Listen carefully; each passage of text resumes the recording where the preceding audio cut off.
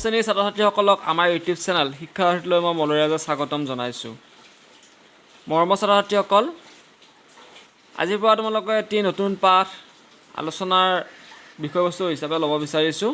পাঠটো হৈছে বৃত্ত। এই পাঠটোৰ লগত জড়িত হৈ থকা কিছুমান সৰু সৰু কথা মই তোমালোকৰ ওচৰত উপস্থাপন কৰিব বিচাৰিছোঁ। তোমালোকে সেইবোৰ গুৰুত্ব সহকাৰে চাবা, কাৰণ নৱম শ্ৰেণীৰ পিছতে দশম শ্ৰেণীটোৰ বৃত্ত নামৰ এটা পাঠ তোমালোকে পাবা। গতিকে নৱম শ্ৰেণীৰ বৃত্ত নামৰ পাঠটো যদি ভালদৰে আয়ত্ব কৰিব পাৰা, তেতিয়াহ'লে দশম শ্ৰেণীত তোমালোকৰ অতি সহজ হ'ব। এই বৃত্তৰ লগত জড়িত হৈ থকা সৰু সৰু কথাবোৰ এতিয়া মই তোমালোকৰ লগত উপস্থাপন কৰিম। প্ৰথমতে জানিব লাগিব বৃত্ত মানে কি। বৃত্ত মানে সচৰাচৰ আমাৰ এটা ধাৰণা হয় যে ঘূৰণীয়া কিছুমান বস্তুকে বৃত্ত বুলি কোৱা হয়।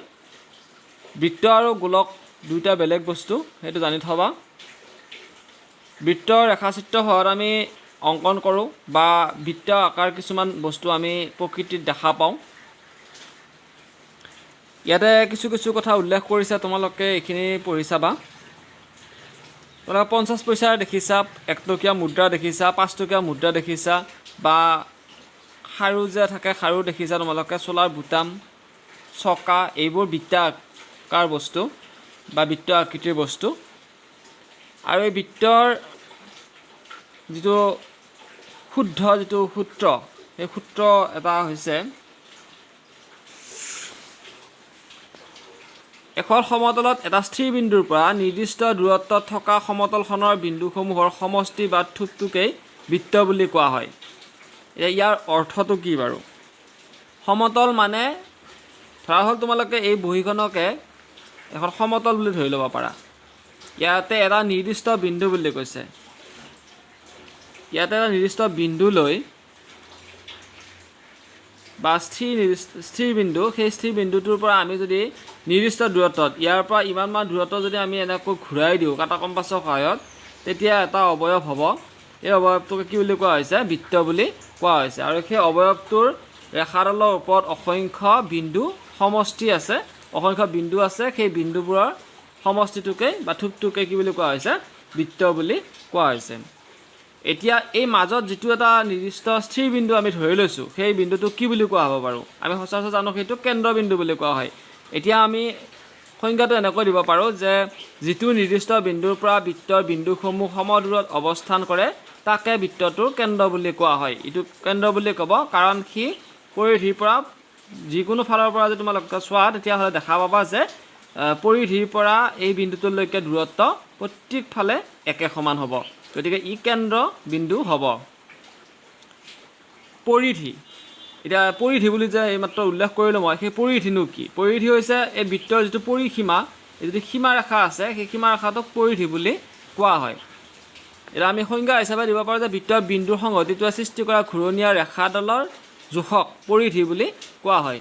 আমি এই ধৰণেও দিব পাৰোঁ, বা এটা নিৰ্দিষ্ট স্থিৰ বিন্দুৰ পৰা সমান দূৰত্বত যি এক সীমাৰ ৰেখা আমি কল্পনা কৰিব পাৰোঁ, সেই সীমাৰেখাডালকে কি বুলি কোৱা হয়? সেই বৃত্তটোৰ পৰিধি বুলি কোৱা হ'ব। বা এই সংজ্ঞাটো তোমালোকে দিব পাৰা যে বৃত্তৰ বিন্দুৰ সংহতিটোৱে সৃষ্টি কৰা ঘূৰণীয়া ৰেখাডালৰ জোখক পৰিধি বুলি কোৱা হয়। এতিয়া পৰিধি উলিয়াবৰ কাৰণে আমি লাগিব, পৰিধি উলিয়াম কি সূত্ৰ সহায়ত চোৱাচোন। বৃত্তৰ পৰিধি উলিওৱা সূত্ৰটো হৈছে টুৱাইছ পাই আৰ, আৰু য'ত ইয়াৰ যিটো পাই আছে, সেই পাই মানটোক আমি ধ্ৰুৱক বুলি ধৰিছোঁ, আৰু আৰটোক কি বুলি ধৰিছোঁ? বৃত্তটোৰ ব্যাসাৰ্ধ বুলি ধৰি লৈছোঁ। অৰ্থাৎ পৰিধি উলিয়াব লাগিলে আমি টুৱাইছ পাই আৰ সূত্ৰটো ব্যৱহাৰ কৰিব লাগিব। ইয়াৰ পিছত তোমালোকে দেখিছা যে এই পৰিধি এইখিনিৰ পৰা এইখিনিলৈকে এই এটা খণ্ড আমি যেনিবা কাটি উলিয়ালোঁ, তেতিয়াহ'লে এইখিনি কি বুলি কোৱা হ'ব? এইখিনি কোৱা হ'ব চাপ বুলি কোৱা হ'ব। আৰু সেইটোৱে কথা ইয়াত উল্লেখ কৰা হৈছে সংজ্ঞাৰ সহায়ত, যে বৃত্তৰ যিকোনো এটা অংশক চাপ বোলা হয়। যদি এইখিনি তোমালোকে কাটি আনা, তেতিয়া এইটো হৈছে উপচাপ, আৰু ইয়াৰ পৰা যদি তোমালোকে ইয়ালৈকে এইখিনি মানলৈকে কাটি আনা, তেতিয়াহ'লে এইটো উপচাপ, আৰু এইখিনি অধিচাপ হৈছে। উপচাপ আৰু অধিচাপ এইটো কথা উল্লেখ আছে। এইটো বিষয়ে তোমালোকে পিছৰ পৰ্যায়ত পঢ়িবলৈ পাবা, বা আগতেও হয়তো পঢ়িছা, বা নৱম শ্ৰেণীৰ এই বৃত্ত নামৰ পাঠটোৰ ভিতৰত কিছু কথা উল্লেখ আছে, কিন্তু তোমালোকে পঢ়ি চাবা। মাত্ৰ মই সাধাৰণ এটা ধাৰণা দিব বিচাৰিছোঁ যে আমি যদি বৃত্তটোৰ এই পৰিধিৰ পৰা এটা খণ্ড কাটি উলিয়াই আনো তেতিয়াহ'লে সেই খণ্ডটো কি বুলি কোৱা হ'ব চাপ বুলি কোৱা হ'ব আৰু ইয়াৰ পৰা ইয়ালৈকে অলপ ডাঙৰকৈ যদি আমি কাটি উলিয়াওঁ সেইটোকো চাপ বুলিয়ে কোৱা হ'ব এইটো উপচাপ বুলি কোৱা হ'ব ইয়াৰ ডাঙৰ যিটো এই চাপটোতকৈ এই চাপটো ডাঙৰ হ'ব গতিকে এই চাপটো অধিচাপ বুলি কোৱা হ'ব এইটো উপচাপ বুলি কোৱা হ'ব এইখিনি উপচাপ বুলি কোৱা হ'ব ইয়াৰ পৰা একদম ইয়ালৈকে এইখিনি অধিচাপ বুলি কোৱা হ'ব মনত ৰাখিবা এইবাৰ হ'ল ব্যাসাৰ্ধ এই বৃত্তটোৰ কেন্দ্ৰৰ পৰা এই পৰিধিলৈ টনা এই ৰেখা যিডাল ৰেখা আছে বা ৰেখাখণ্ড আছে ৰেখাখণ্ডডালক ব্যাসাৰ্ধ বুলি কোৱা হয় ইয়াক আমি সংজ্ঞা হিচাপে এতিয়া দিম আৰু এই ব্যাসাৰ্ধৰ অৰ্থ হৈছে যে এডাল ব্যাসক সমানে দুটা ভাগ কৰি তাৰে এটা ভাগক ব্যাসাৰ্ধ বুলি কোৱা হয় গতিকে এডাল কেন্দ্ৰৰ মাজেৰে গৈছিলে যোৱাৰ পিছত আমি এক কেন্দ্ৰৰ এইখিনিতে কটাকটি কৰি দিলোঁ দিয়াৰ পিছত এইখিনি এটা খণ্ড হৈ গ'ল এইখিনি এটা খণ্ড হৈ গ'ল গতিকে এইটোক ব্যাসৰ আধা অংশ বুলি কোৱা হৈছে বা ব্যাসাৰ্ধ বুলি কোৱা হৈছে তাক আমি সংজ্ঞা হিচাপে দিব পাৰোঁ যে বৃত্তৰ কেন্দ্ৰ আৰু বৃত্তস্থ কোনো বিন্দু সংযোগী ৰেখাখণ্ডক ব্যাসাৰ্ধ বোলা হয় ব্যাসাৰ্ধ এতিয়া আমি দুই ধৰণে ল'ব পাৰোঁ দুই অৰ্থত ব্যৱহাৰ কৰিব পাৰোঁ আমি ব্যাসাৰ্ধক এইটো লিখি দিছোঁ মই তোমালোকক যে এটা ৰেখাখণ্ডৰ অৰ্থত আৰু ইয়াৰ দৈৰ্ঘ্যৰ অৰ্থত ৰেখাখণ্ডৰ অৰ্থত আৰু ইয়াৰ দৈৰ্ঘ্যৰ অৰ্থত অৰ্থাৎ কেন্দ্ৰৰ পৰা এই পৰিধিলৈকে দূৰত্ব কিমান আছে এটা সেই অৰ্থটো আমি ব্যৱহাৰ কৰিব পাৰোঁ আৰু লগতে এটা ৰেখাখণ্ড হিচাপে ব্যৱহাৰ কৰিব পাৰোঁ ৰেখা এডাল কল্পনা কৰি লৈছিলোঁ আমি কল্পনা কৰাৰ পিছত এইখিনিৰ পৰা আমি খণ্ডিত কৰিছোঁ গতিকে তাক ৰেখাখণ্ড বুলি কোৱা হৈছে ৰেখাখণ্ডৰ বিষয়ে তোমালোকে আগৰ শ্ৰেণীত পঢ়িছা গতিকে সেইকাৰণে ৰেখাখণ্ডৰ বিষয়ে ইয়াত আলোচনা কৰা হোৱা নাই ব্যাসৰ কথা আহিছোঁ আমি এতিয়া ব্যাস হৈছে বৃত্তৰ কেন্দ্ৰৰ মাজেৰে অংকন কৰা ৰেখাখণ্ডৰ দুই প্ৰান্তবিন্দু বৃত্তত অৱস্থান কৰিলে তেনে ৰেখাখণ্ডক ব্যাস বুলি কোৱা হয় এতিয়া ৰেখাখণ্ড বা যিডাল জিয়া বুলিও কয় তাক বৃত্তৰ সৰ্বোত্তম জিয়া বুলি কয় সেইকাৰণে ইয়াত ব্ৰেকেটৰ ভিতৰত মই লিখি দিছোঁ যে বৃত্তৰ বৃহত্তম জিয়াডালকে ব্যাস বুলি কোৱা হয় আৰু ব্যাসবিলাক সদায় কেন্দ্ৰৰ মাজেৰে যাব কেন্দ্ৰৰ মাজেৰে যোৱা সৰ্বাধিক আটাইতকৈ যিডাল ডাঙৰ হয় বা দীঘল হয় জিয়া সেই জিয়াডালকে ব্যাস বুলি কোৱা হয় আমি এটা বৃত্তত অসংখ্য ব্যাস কল্পনা কৰিব পাৰোঁ অসংখ্য ব্যাস আঁকিব পাৰোঁ অসংখ্য ব্যাসাৰ্ধ আঁকিব পাৰোঁ সেইটো কথা মনত ৰাখিবা তোমালোকে এতিয়া ব্যাস হৈছে বৃত্তৰ কেন্দ্ৰৰ মাজেৰে অংকন কৰা কেন্দ্ৰটোৰ মাজেৰে যদি আমি আঁকি দিওঁ আৰু ৰেখাখণ্ডৰ দুই প্ৰান্তবিন্দু বৃত্তত অৱস্থান কৰিলে এতিয়া চোৱা এই ব্যাসডালৰ এইটো এটা বিন্দু এইটো ইফালে বৃত্তৰ এইটো কাষে আছে আৰু এটা বিন্দু সেইটো কাষে আছে গতিকে এই ৰেখাডাল আমি যেতিয়া কেন্দ্ৰৰ মাজেৰে কল্পনা কৰিছোঁ কল্পনা কৰাৰ লগে লগে আমি দেখিছোঁ বৃত্তৰ পৰিধিত যিকোনো দুটা বিন্দুত কি কৰিছে ই স্পৰ্শ কৰিছে গতিকে এইডালক ব্যাস বুলি কোৱা হ'ব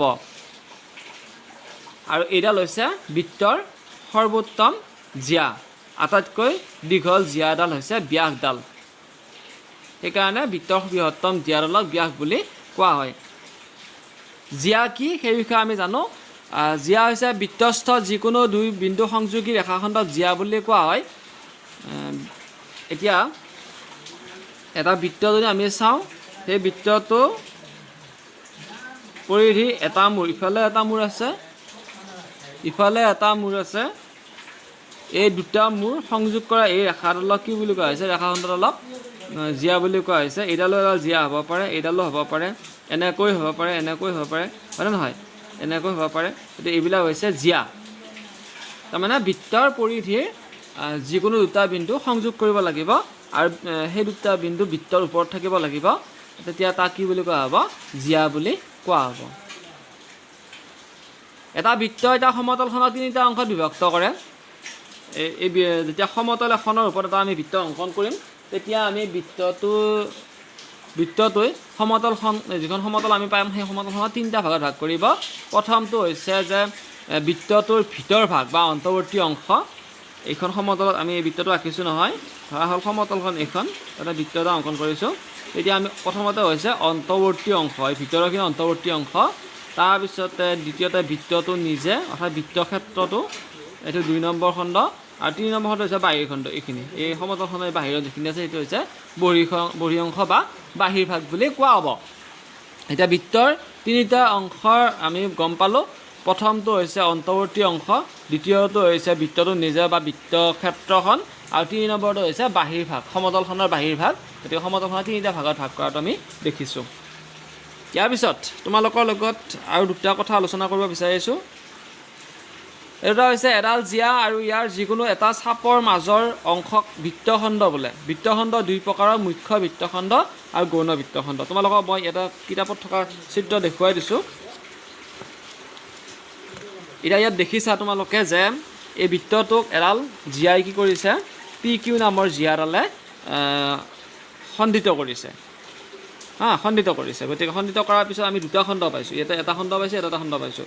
এইটো ডাঙৰ খণ্ড আছে, এইটো মুখ্য বৃত্তখণ্ড বুলি কোৱা হৈছে, আৰু যিটো সৰু খণ্ড আছে সেইটো গৌণ বৃত্তখণ্ড বুলি কোৱা হৈছে। সেইকাৰণে আমাক কৈছিল যে এডাল জিয়া, এই জিয়াডাল PQ জিয়াডাল আৰু ইয়াৰ যিকোনো এটা চাপৰ মাজৰ অংশটোক, এইটো চাপৰ এই মাজৰ অংশটোক কি বুলি কোৱা হয়, বৃত্তখণ্ড বুলি কোৱা হয়। ইয়াতে দুটা বৃত্তখণ্ড আমি দেখা পাইছোঁ। এটা গৌণ, সৰুটো হৈছে গৌণ বৃত্তখণ্ড আৰু ডাঙৰটো হৈছে মুখ্য বৃত্তখণ্ড। এটা চাপ আৰু দুডাল ব্যাসাৰ্ধৰ মাজৰ অংশটোক বৃত্তাংশ বুলি কোৱা হয়। এটা চাপ দেখিছা, এই চাপটো PQ চাপ, আৰু এই চাপটোৰ দুডাল ব্যাসাৰ্ধ আছে, এডাল হৈছে OP আৰু আনডাল হৈছে OQ। গতিকে এইটো এটা চাপ, এই চাপটোৰ এই যিখিনি অংশ আছে এইখিনি গৌণ বৃত্তাংশ বুলি কোৱা হৈছে, আৰু যিখিনি ডাঙৰ আছে সেইখিনি কোৱা হৈছে মুখ্য বৃত্তাংশ। তোমালোকে দশম শ্ৰেণীত বৃত্তকলা হিচাপে নাম পাবা। গতিকে এতিয়া তোমাৰ জানি থোৱা যে এটা বৃত্তৰ দুটা, যদি আমি এটা সৰু আৰু ডাঙৰ ভাগত ভাগ কৰোঁ, দুডাল ব্যাসাৰ্ধ এটা চাপৰ ওপৰত সীমাৰেখা হিচাপে চাপ এটা যদি আমি অংকন কৰোঁ, তেতিয়া কি পাম, গৌণ বৃত্তাংশ আৰু মুখ্য বৃত্তাংশ দুটা পাম। আৰু এইটো তোমালোকে দশম শ্ৰেণীৰ বৃত্তকলা হিচাপে পাবা। এয়া আছিলে কিছু সৰু সৰু টোকা। তাৰপিছত মই তোমালোকৰ লগত কেইটামান বৃত্ত সম্বন্ধীয় উপপাদ্য আলোচনা কৰিব বিচাৰিছোঁ। বৃত্ত বিষয়ৰ উপপাদ্য তোমালোকে এইকেইটা জানিব লাগিব। এইকেইটা তোমালোকে মনত ৰাখিবা যে এটা বৃত্তৰ সমান জিয়াবোৰে কেন্দ্ৰত সমান সমান কোণ উৎপন্ন কৰে। এটা বৃত্তৰ বা সমান সমান বৃত্তৰ দুডাল জিয়াই কেন্দ্ৰত উৎপন্ন কৰা কোণবোৰ যদি সমান হয়, তেন্তে জিয়াকেইডাল সমান হ'ব। বৃত্তৰ কেন্দ্ৰৰ পৰা জিয়ালৈ টনা লম্বই জিয়াডালক সমদ্বিখণ্ডিত কৰে। বৃত্তৰ কেন্দ্ৰৰ পৰা কোনো জিয়াৰ মধ্যবিন্দুলৈ টনা ৰেখাখণ্ডডাল জিয়াডালৰ ওপৰত লম্ব হ'ব। একেডাল সৰলৰেখাত অৱস্থান নকৰা তিনিটা বিন্দুৰ মাজেৰে কেৱল এটাহে বৃত্ত অংকন কৰিব পাৰি। একে বৃত্তৰ বা সমান সমান বৃত্তৰ সমান মাপৰ জিয়াবোৰ কেন্দ্ৰৰ পৰা সমদূৰৱৰ্তী। একে বৃত্তক্ষেত্ৰৰ কোণবোৰৰ মাপ সমান। বৃত্তৰ সমান সমান বৃত্তচাপে কেন্দ্ৰত সমান সমান মাপৰ কোণ উৎপন্ন কৰে। অৰ্ধবৃত্তস্থ কোণৰ মাপ এক সমকোণ। বৃত্তৰ একে চাপৰ ওপৰত থকা কেন্দ্ৰস্থ কোণৰ মাপ বৃত্তৰ অৱশিষ্ট অংশৰ যিকোনো বিন্দুত উৎপন্ন কৰা কোণৰ মাপৰ দুগুণ হয়। এইকেইটা উপপাদ্য অতিকে জৰুৰী, আৰু এইকেইটা উপপাদ্য কিছু যদি কিতাপত আছে তেতিয়াহ'লে মই তোমালোকৰ লগত আলোচনা কৰিম, আৰু দশম শ্ৰেণীত তোমালোকে দুই এটা পাবা। গতিকে তোমালোকে আজি যিখিনি কথা এতিয়ালৈকে মই বৃত্ত সম্বন্ধীয় পাঠটোৰ লগত জড়িত হৈ থকা কথাসকলো তোমালোকে এইখিনি মনোযোগেৰে চাবা। এতিয়া আমি আজি এই ভিডিঅ'টোতে অনুশীলনী 10.1 আলোচনা কৰিব বিচাৰিছোঁ। 10.1টো তোমালোকে চোৱা। অনুশীলনী 10.1 খালী ঠাই পূৰণ কৰা। বৃত্তৰ কেন্দ্ৰ বৃত্তটোৰ ডেছত অৱস্থিত, মানে খালী ঠাই পূৰ কৰিব দিছে, মাজত কি হ'ব, দুটা অৰ্থ দিয়া আছে বা দুটা উত্তৰ দিয়া আছে, এটা হৈছে বহিৰ্ভাগ, এটা হৈছে অন্তঃভাগ। এতিয়া আমি সচৰাচৰ জানো যে বৃত্তৰ কেন্দ্ৰটো সদায় ক'ত থাকে, বৃত্তটোৰ ভিতৰত থাকে, মানে অন্তঃভাগত থাকে। গতিকে এইটো শুদ্ধ উত্তৰটো হ'ব অন্তঃভাগত। মই ইয়াত লিখিছোঁ, সম্পূৰ্ণ বাক্য লিখিছোঁ, তোমালোকে সম্পূৰ্ণ বাক্য লিখিবা যে বৃত্তৰ কেন্দ্ৰ বৃত্তটোৰ অন্তঃভাগত অৱস্থিত। তাৰপিছতো চোৱা, এটা বৃত্তৰ কেন্দ্ৰৰ পৰা এটা বিন্দুৰ দূৰত্ব ইয়াৰ ব্যাসাৰ্ধতকৈ বেছি হ'লে ই বৃত্তটোৰ ডেছত অৱস্থিত হ'ব। এটা বৃত্তৰ কেন্দ্ৰৰ পৰা, এতিয়া কেন্দ্ৰৰ পৰা যদি এটা বিন্দুৰ দূৰত্ব ইয়াৰ ব্যাসাৰ্ধতকৈ বেছি হয়, ব্যাসাৰ্ধডাল কেন্দ্ৰৰ পৰা পুৰি দিলেহে মাত্ৰ ই থাকে, তাৰ বাহিৰ হৈ নাযায়। কিন্তু যেতিয়া কেন্দ্ৰৰ পৰা আমি যেতিয়া আন এডাল ৰেখা যদি অংকন কৰোঁ, তেতিয়াহ'লে যদি ব্যাসাৰ্ধডালতকৈ দীঘল হৈ যায়, অৰ্থাৎ বৃত্তটো পাৰ হৈ যায়, তেতিয়াহ'লে সেই বিন্দুটো, যিটো বিন্দুলৈ আমি টানিম, সেই বিন্দুটো ক'ত থাকিব বাৰু? তোমালোকে নিশ্চয় জানিছা সেই বিন্দুটো বাহিৰত থাকিব। গতিকে বহিৰ্ভাগত বুলি লিখিব লাগিব। মই বহিৰ্ভাগত বুলি লিখি দিছোঁ সম্পূৰ্ণ বাক্যত। 3 নম্বৰটো চোৱা, এটা বৃত্তৰ বৃহত্তম জিয়াডাল বৃত্তটোৰ, কিছু সময় আগতে মই কৈছিলোঁ এটা বৃত্তৰ বৃহত্তম জিয়াডাল বৃত্তটোৰ কি হ'ব, ব্যাস হ'ব। এইটো শুদ্ধ উত্তৰ হৈছে ব্যাস। এটা চাপৰ প্ৰান্তবিন্দু এডাল ব্যাসৰ প্ৰান্তবিন্দু হ'লে চাপটো এটা কি হ'ব এটা চাপৰ প্ৰান্তবিন্দু এডাল ব্যাসৰ প্ৰান্তবিন্দু হ'লে চাপটো হ'ব এটা অৰ্ধবৃত্ত মানে ব্যাসডালৰ পৰা আৰম্ভ হৈ আকৌ ব্যাসডালতে যেতিয়া শেষ হ'ব তেতিয়া আমি সেইটো অৰ্ধবৃত্ত হিচাপে নামকৰণ কৰিব পাৰিম এটা শুদ্ধ উত্তৰটো হৈছে অৰ্ধবৃত্ত এটা বৃত্তৰ বৃত্তখণ্ড বৃত্তটো এটা চাপ আৰু ডেছৰ মধ্যৱৰ্তী ক্ষেত্ৰ এটা বৃত্তৰ বৃত্তখণ্ড বৃত্তটো এটা চাপ আৰু ডেছৰ মধ্যৱৰ্তী ক্ষেত্ৰ বুলি কৈছে সেইটো হৈছে জিয়াডালৰ মধ্যৱৰ্তী ক্ষেত্ৰ হ'ব জিয়াডালৰ মধ্যৱৰ্তী ক্ষেত্ৰ হ'ব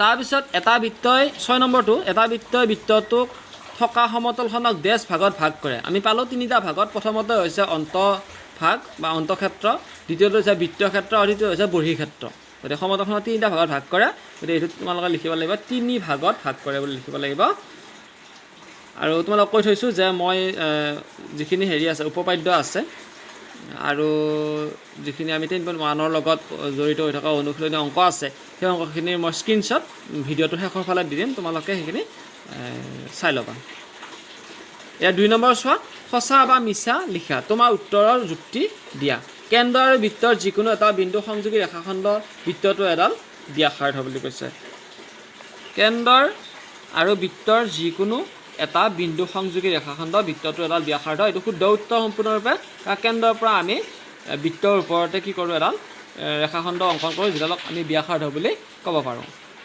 2 নম্বৰটো আছে এটা বৃত্তৰ সীমিত সংখ্যক সমান জিয়া থাকে এইটো সম্পূৰ্ণৰূপে অসত্য কাৰণ তেওঁ যুক্তি দিব হৈছে নহয় কাৰণ এটা বৃত্তৰ অসীম সংখ্যক সমান জিয়া থাকিব পাৰে এটা বৃত্তক তিনিটা সমান চাপত বিভক্ত কৰিলে প্ৰত্যেকে এটা অধিচাপ হ'ব এইটো অসত্য হ'ব এইটো কাৰণ সেই সৰু সৰু চাপবিলাকক আমি অধিচাপ বুলি নকওঁ উপচাপ বুলিহে কওঁ গতিকে সেইটো সম্পূৰ্ণৰূপে অশুদ্ধ বা অসত্য 4 নম্বৰ এডাল জিয়া যি বৃত্তৰ ব্যাসাৰ্ধৰ দুগুণ সেয়া বৃত্তটো এডাল ব্যাস এইটো শুদ্ধ উত্তৰ এডাল জিয়া যি বৃত্তৰ ব্যাসাৰ্ধৰ দুগুণ বুলি কৈছে আৰু সেই কেন্দ্ৰৰ মাজেৰে যায় ব্যাসাৰ্ধৰ অৰ্থ হৈছে ব্যাসৰ আধা এইটো ব্যাসাৰ্ধ যোগ ব্যাসাৰ্ধ সমান ব্যাস গতিকে আমি গম পাইছোঁ যে দুডাল ব্যাসাৰ্ধৰ যোগফলৰ জৰিয়তে সেই যিডাল ৰেখাখণ্ড আমি কেন্দ্ৰৰ মাজেৰে অংকন কৰিছোঁ সেইডালকে ব্যাস বুলি কোৱা হ'ব এইটো সম্পূৰ্ণৰূপে শুদ্ধ হ'ব 5 নম্বৰটো দিয়া আছে এটা বৃত্তাংশ বৃত্তৰ জিয়া আৰু ইয়াৰ অনুৰূপ চাপৰ মাজৰ ক্ষেত্ৰ এইটো অসত্য হ'ব কাৰণ এটা বৃত্তাংশ বৃত্তৰ জিয়া আৰু ইয়াৰ অনুৰূপ চাপৰ মাজৰ ক্ষেত্ৰ নহয় বৃত্তৰ ব্যাসাৰ্ধ আৰু ইয়াৰ অনুৰূপ চাপৰ মাজৰ ক্ষেত্ৰ হ'ব লাগে বৃত্তাংশটো বৃত্তখণ্ডহে হ'ব বৃত্তৰ জিয়া আৰু ইয়াৰ অনুৰূপ চাপৰ মাজৰ ক্ষেত্ৰ বুজি পাইছানে বৃত্তাংশটো কেতিয়াও নহয় বৃত্তখণ্ডটো হ'ব বৃত্তৰ জিয়া আৰু ইয়াৰ অনুৰূপ চাপৰ মাজৰ ক্ষেত্ৰ কিন্তু বৃত্তাংশ হ'ব লাগিলে কি লাগিব দুডাল ব্যাসাৰ্ধ আৰু এটা অনুৰূপ চাপৰ মাজৰ ক্ষেত্ৰ হ'ব লাগিব আৰু আজি এই ভিডিঅ'টো শেষৰ প্ৰশ্নটোলৈ যাব বিচাৰিছোঁ শেষৰ প্ৰশ্নটো হৈছে 6 নম্বৰটো যে এটা বৃত্ত সমতলিক আকাৰ বুলি কৈছে এইটো তোমালোকে জানাই বৃত্তটো সমতলিক আকাৰ হয় গতিকে এইটো সম্পূৰ্ণৰূপে সত্য হ'ব মৰমৰ ছাত্ৰ ছাত্ৰীসকল আজিৰ ভিডিঅ'টোত তোমালোকৰ লগত বৃত্ত পাঠটোৰ কিছু জড়িত হৈ থকা কথা আলোচনা কৰাৰ লগতে উপপাদ্য আৰু অনুশীলনী 10.1 আলোচনা কৰিলোঁ তোমালোকে হয়তো নিশ্চয় বুজিব পাৰিছা তোমালোকে ভিডিঅ'বোৰ ভালদৰে চাই থাকিবা আৰু এতিয়ালৈকে যদি চেনেলটো ছাবস্ক্ৰাইব কৰা নাই ছাবস্ক্ৰাইব কৰিবা লগৰ বন্ধু বান্ধৱীসকলক শ্বেয়াৰ কৰিবা সকলোকে শুভেচ্ছা জনাই আজিৰ পাঠ ইমানতে সামৰণি মাৰিছোঁ ধন্যবাদ